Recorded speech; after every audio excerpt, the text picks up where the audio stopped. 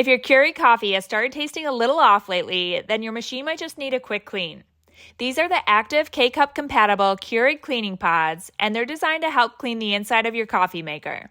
The brand kindly sent these over for me to try out, and I really like how simple they are to use. Instead of taking your machine apart or dealing with a complicated cleaning process, you just use one of these pods the same way that you would a regular K-Cup. You place it in the machine, run a brew cycle with water, and it releases a cleaning foam that helps to remove coffee oils, residue, and buildup inside the brew chamber and around the needle area. Over time, that buildup can affect the flavor of your coffee, so running a cleaner through the machine helps keep your brew path clean and your coffee tasting fresh.